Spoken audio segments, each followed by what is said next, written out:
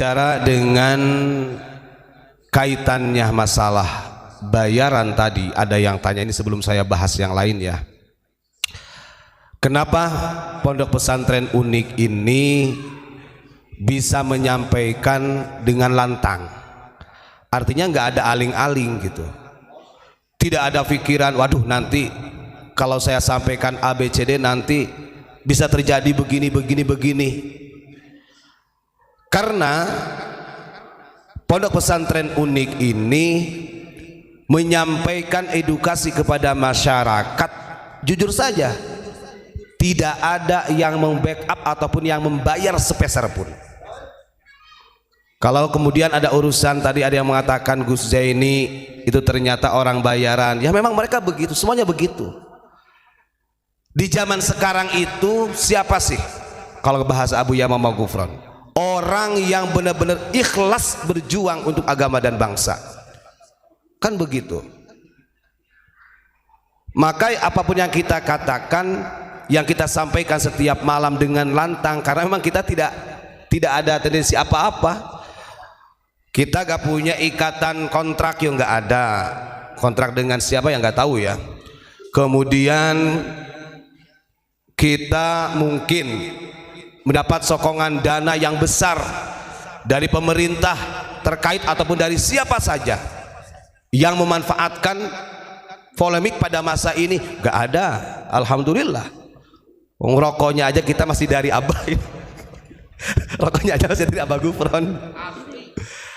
Artinya kalau kita disuruh menanggapi hal itu ya wajar sajalah ketika memang ada, karena yang namanya perjuangan ini mobile itu penting, akomodasi dan lain sebagainya. Tapi ini ada satu pembelajaran nih. Ini saya itu kemarin ngobrol sama Gus Jenal di jalan itu, saya ngobrol sama Gus Jenal, Gus saya ini sebenarnya pusing ini, pusing ya sedih. Dengan sedemikian rupa perjuangannya Abah, saya bilang ke Gus Jenal kemarin itu waktu di rest area gitu kan. Karena kita bisa membaca seperti itu, kita paham perjuangannya Abah seperti apa. Mungkin saja sebagian orang menganggap ketika Abu Yamamah Ghufran ini istilahnya safari dakwah ke berbagai daerah yang ada di Jabotabek sampai ke Sumatera, bahkan di Sumatera itu juga ada pengawalan, di sini dibimbing dengan pengawalan. Mungkin saja kacamata orang ini mungkin, wah ini Abu Yamamah Ghufran ini kaya. Dan itu sampai Pak ke telinga saya, serius. Saya bantah, Anda tidak tahu perjuangan ini seperti apa yang sebenarnya. Di sini sebenarnya hikmahnya yang dikedepankan oleh Abu Yamamah Ghufran ini adalah cinta kasih sayang. Betapa jiwa beliau ingin mengangkat martabat daripada TNI Polri. Dan memang tugasnya TNI Polri ini harus bersinergi dengan ulama. Daripada dibawa demo, daripada jadi apa namanya penjaga orang-orang yang suka teriak-teriak maling kepada pemerintah, justru ulama-ulama yang ikhlas inilah yang harus betul-betul dipertahankan dan dijaga. Kan begitu. Saya tuh sampai aduh, ini kalau saya lihat dalam seperjalanan aja gitu, ini memakan fulus kathir. Kita mau mikir untuk ini aja, aduh bener. Nah disitulah sebenarnya itu pembelajaran yang sangat luar biasa. Jadi saya nyatakan dengan tegas, walaupun kita membahas tentang nasab, kita membahas kebohongan-kebohongan Ba'alawi, tidak ada satupun kita ini yang dibayar. Karena kita ini berdasarkan perintah yang memang sebenarnya ini harus kita lakukan sebagai upaya di akhir zaman pada saat ini. Kita sadar fitnah terbesar di akhir zaman di dalam hadis Imam Abu Dawud ya sekarang terjadi. Sebelum Dajjal itu muncul, dalam matan hadis tersebut itu ada 3 tahapan fitnah. Dan fitnah akhir zaman yang ketiganya ini adalah fitnatus sarro. Apa fitnatus sarro? Dakhanuha min tahti qadamai rajulin yaz'umu annahu minni falaysa minni, yaz'umu min ahli baiti. kata Nabi. Fitnah akhir zaman ini adalah fitnah yang mana asapnya ini akan keluar dari orang-orang yang mengaku cucuku, dari orang-orang yang mengaku sebagai ahlul baitku. Falaisa minni, kata Nabi, padahal dia bukan ahlul baitku. Betul. Coba buka aja dalam hadis Sunan Abu Dawud. Nah, karena kita berada di fase inilah sebenarnya, dan sebenarnya kalau saya lihat Pak, Pondok Unik itu dari dulu itu kita diajarkan oleh Abah itu diam. Gak pernah banyak komentar, kita diam, lebih istilahnya apa? Mengikuti pelajaran-pelajaran di sini. Sampai bahasanya turun gunung seperti ini, bahkan sampai belusukan ke daerah-daerah untuk menyampaikan sejarah yang sebenarnya yang utuh, yang sudah sekian ratus tahun dibelokkan oleh Ba'alawi, karena ini sudah urgen. Ini sudah urgen. Fase sekarang ini kita lagi menghadapi fitnah akhir zaman. Walaupun kadang-kadang justru dibalik faktakan oleh mereka. Ulama-ulama pribumi yang disebut Dajjal, pemerintah yang disebut Dajjal. Kenapa saya sampaikan itu? Karena dari beberapa oknum Habib itu selalu menyampaikan bahwa Rasulullah Shallallahu Alaihi Wasallam memerintahkan umatnya untuk mencintai para habaib. Kalau ada hadis itu, ya, andai kata ada, saya nyatakan itu hadisnya hadis palsu itu. Gak ada. Kanjeng Nabi itu menyampaikan itu adalah fadilatu ahlul bait, keutamaan ahlul bait. Makanya sering kita sampaikan, jangan disamaratakan ahlul bait dengan Habib.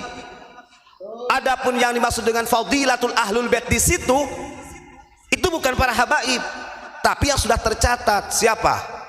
Fatimah, Ali, Hasan dan Husain. Wah, pakai muqaddam, apalagi pakai muqaddam. Gitu ya. Kenapa? Coba kalau kita ini sedikit kita ngaji ya. Sampai teriak-teriak seperti ini karena nantinya yang akan menjadikan rusak itu bukan individual, bangsa. Karena kalau bangsa Indonesia sudah terdoktrin sedemikian rupa oleh orang-orang dari klan Ba'alawi, secara tidak disadari kita ini sudah menyakiti para wali-wali Allah yang ada di Nusantara. Kita ini sudah menyakiti para ulama yang sudah berjuang memerdekakan Republik Indonesia. Kan begitu. Coba kita lihat di dalam ayatnya. Di dalam surat Al-Ahzab ayat 57. Innalladzina yu'dzunallaha wa rasulah la'anahumullahu fid dunya wal akhirah wa a'adda lahum azaban muhina. Yang artinya sesungguhnya orang-orang yang menyakiti Allah dan rasul-rasul Allah, Allah akan melaknatnya di dunia dan di akhirat dan menyediakan baginya siksa yang menghinakan. Ini siapa yang mau menyelamatkan kalau sudah ini terjadi? Maka wajar kalau ketika mereka kalian Ba'alawi ada yang menjahanam-jahanamkan, melaknat-laknatkan, ayatnya juga jelas. Karena mereka sudah memberikan kebohongan kepada publik dengan mengatasnamakan Rasulullah, secara tidak langsung telah menyakiti, merusak marwah Al-Mustafa Nabi Muhammad sallallahu alaihi wasallam. La'anahumullah. Allah sendiri yang melaknat. Ini ayatnya, monggo dicatat para netizen nih. Ayatnya di sini. Surat Al-Ahzab ayat 57. Rasul, kalau kita buka di dalam tafsir, memang Nabi ini adalah, Nabi Muhammad adalah khatamun nabiyyin, tapi delegasinya Allah itu selalu ada walaupun itu bukan Nabi ataupun Rasul. Kan begitu. Di Indonesia itu banyak para wali-wali Allah, secara tidak langsung dengan grand desainnya mereka yang menafikan wali songo, yang merendahkan wali-wali pribumi, berarti secara tidak langsung itu adalah cara mereka untuk merusak sejarah kita, dan kita gak sadar kita sudah menyakiti para wali-wali Allah. Pilihannya cuma dua, dilaknat sama jahanam sudah, kalau sampai menyakiti para wali-wali Allah. Karena bagaimanapun juga yang menerima amanah daripada anbiya, daripada rasul itu adalah ulama. Artinya para wali-wali Allah. Ini kekurang ajarannya sebenarnya. Saya barusan baca di dalam Maulid Tiba ini ya. Kita pernah menyampaikan bahwa Ratibul Haddad yang katanya bahkan disampaikan juga oleh Ketua Jatman pada waktu itu, ini adalah karangan daripada Habib Abdullah Al-Haddad. Kita lawan, kita jelaskan kepada masyarakat bahwa Ratibul Haddad adalah ratibnya Al-Imam Ahmad Ar-Rifai. Bahkan pada ada Habib di YouTube tuh, cek aja, Habib yang sepuh itu sudah menjelaskan. Tapi memang sebenarnya kata Habib tersebut, memang itu bukan karyanya Habib Abdullah. Jadi Abdul Al-Haddad itu cuman menyalin, menyadur. Nah ini jangan diakui, karena bagaimanapun juga Syekh Ahmad Ar-Rifai itu adalah Al-Qutbul Gaus pada waktu itu, wali kutub. Setelah saya lihat, setelah dari bacaan Ratibul Haddad itu, ini yang lebih ngerinya lagi. Monggo yang punya Diba, saya ingin memberikan instruksi siapa saja yang membacakan di dalam Maulid Tiba ini, karena tawasulnya Pak cuma 2 di sini. Di sini diajarkan begini: setelah membaca ratib itu kemudian membacakan Fatihah li Sayyidina Al-Faqih Muqaddam Muhammad bin Ali Ba'alawi wa usulihi wa furu'ihi wa jami'as sadati Ali Ba'alawi. 1. Sampai kapanpun Ba'alawi itu mereka akan mengagungkan Faqih Muqaddam, karena bagi mereka Faqih Muqaddam ini adalah pemimpinnya para wali, bahkan martabatnya lebih daripada Syekh Abdul Qadir. Padahal yang punya ratib ini adalah wali kutub loh, bayangkan, Syekh Ahmad Ar-Rifai. Kemudian tawasul yang keduanya di sini kepada Fatihah li Shahibir Ratib, katanya Sayyidina Al-Habib Abdullah bin Alwi Al-Haddad Ba'alawi itu. Ini kan kebohongan. Nah seharusnya sebenarnya yang punya lembaga yang menaungi Ba'alawi ini, yang menaungi para habaib dari Rabithah Alawiyah ini memberikan ketegasan. Janganlah umat dibodohin. Kalau engkau mengatakan adalah dzurriyyah Rasulullah, jangankan kepada Kanjeng Nabi, wali kutub Syekh Ahmad Rifai ajak kau hinakan kok. Mana di sini tawasulnya Syekh Ahmad Rifai? Padahal di dalam kitab Karamatul Aulia, di dalam kitab Tobaqatul Kubra, di dalam kitab Hilyatul Aulia, Imam Sya'rani itu mengatakan Syekh Ahmad Ar-Rifai adalah Qutbul Gaus. Di sini nggak ada gitu kan. Nah ini sebenarnya kebohongan. Nah, kita harus waspada. Umat itu yang nggak ngerti, kalau nggak mondok, kalau nggak diajarkan oleh para ulama ya nggak ngerti. Karena yang kita lihat para muhibbin sekarang itu, mereka itu jarang Pak yang memang jebolan dari pesantren yang punya guru kiai. Rata-rata orang-orang jalanan, seneng-senengan begitu. Nah ini yang harus kita waspada. Jangan sampai ayat Al-Quran di dalam Al-Ahzab ini mengenai kita. Makanya pada pesantren Unik turun gunung dalam hal ini. Karena ini bukan masalah individu. Kalau sudah para wali-wali Allah yang kita sakiti, bukan perorangan, bangsa dan agama lah yang kita khianati. Na'udzubillahi min dzalik. Nah ini perlu dipahami. Pokoknya yang punya dalam Maulid Tiba, karena kalau orang yang nggak tahu ya dibaca pasti seperti ini aja. Termasuk tawasulnya. Bahasa kasarannya ya, kalau mau saya katakan, Habib Abdul Al-Haddad ini ya nyuri sebenarnya kalau begini caranya. Ya kalau memang nyadur, cantumkan dong mu'alif yang sebenarnya, Syekh Ahmad Ar-Rifai Qutbul Gaus beliau. Kan begitu. Di sini nggak ada tawasulnya kepada Faqih Muqaddam, tawasulnya kepada Habib Abdullah Al-Haddad. Sampaikan kepada masyarakat. Artinya perjuangan ini bukan hanya kita-kita yang ada di media, yang ada di forum seperti ini. Panjenengan semua yang ada di rumah ini juga harus bergerak. Sampaikan kepada masyarakat, ke tetangga, kepada keluarga. Karena perlu pemahaman. Kita maklumi karena banyak masyarakat yang hanya sekedar ikut-ikutan. Bahkan yang lebih hebatnya lagi itu di dalam hasiah-hasiahnya Ratibul Haddad itu macam-macam Pak. Disampaikan bisa mengusir jin, macam-macam akhirnya. Nah ini larinya kepada spiritual. Nanti lagi-lagi nanti yang ceritanya cerita kayak kemarin lagi. Nah ini harus diwaspadai ya. Jadi banyak yang harus kita selamatkan. Karena ini termasuk fitnah akhir zaman. Dan saya kalau ingat dari apa yang disampaikan Kanjeng Nabi itu, setelah fitnah akhir zaman ini, min alamatil mahdi yakhruj. Itu kalau bahasa Arabnya. Cuma saya takut kalau saya terjemahkan nanti saya disamakan dengan ajengan gaos. Bukan itu maksudnya.